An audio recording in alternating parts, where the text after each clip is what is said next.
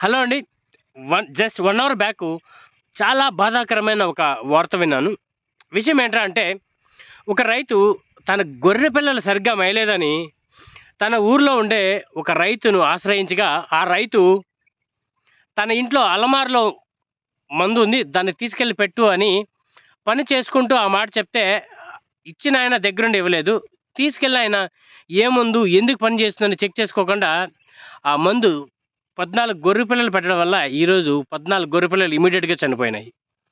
తీసుకెళ్ళిన మందు ఏంట్రా అంటే ఎండోసల్ఫాన్. ఈ ఎండోసల్ఫాన్ అనేది వ్యవసాయానికి వాడుతుంటారు. అది చెక్ చేసుకోకపోగా రైతు పిల్లలకి పెట్టడం వల్ల ఈరోజు 14 గొర్రె పిల్లలు చనిపోయాయనమాట. ఇక్కడ మనం 2 విషయాలు గమనిస్తే, బేసిక్ ఎడ్యుకేషన్ అనేది లేదు. లేకపోతే ఎడ్యుకేషన్ లేకపోయినా గాని చాలామంది హుషారుగా, చాలా షార్ప్‌గా, జాగ్రత్తగా ఉంటారు. ఈ రైతు ఏం చేసినాడు, తొందరపాటు వలన ఈరోజు ఆ ఎండోసల్ఫాన్ అనే మందు పెట్టి 14 గొర్రె పిల్లలను పోగొట్టుకున్నాడు.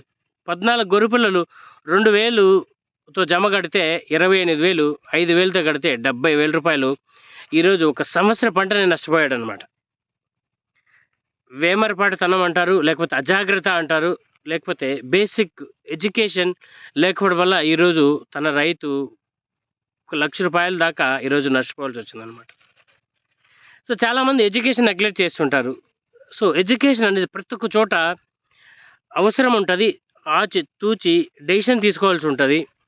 ఈరోజు రైతు ఎడ్యుకేషన్ లేకపోయినా కానీ ఎవరినైనా సంప్రదించి ఉంటే, చూపించి ఉంటే, ఇంకొకటి బేసిక్ సింపుల్ లాజిక్ ఏంటంటే, అది పశువులకు సంబంధించింది, గొర్రెలు మేకలకు సంబంధించిన మందు అయితే ఖచ్చితంగా వాటిపైన బొమ్మలు వేసింటారనమాట. సో అది కూడా గమనించలేకుండా ఈరోజు ఆ రైతు దాదాపు ₹1,00,000 ఈరోజు నష్టపోయాడనమాట. సో దయచేసి రైతులు ఎవరైనా చాలా జాగ్రత్తగా ఉండండి. ఒక్కసారి పోయిన ప్రాణాలు మళ్ళీ తిరిగి పొందలేము. చాలా జాగ్రత్త వహించండి. మీకు తెలియకపోతే డాక్టర్లు అడగండి. ఇంకా ఎవరైనా వీటిపైన అవేర్‌నెస్ ఉన్న వాళ్ళు అడిగి మంచి మందులేసి మన వ్యవసాయాన్ని కానివ్వండి, లేకపోతే ఆవులు గాని, పశువులను రక్షించుకోండి. Thank you so much. జై హింద్.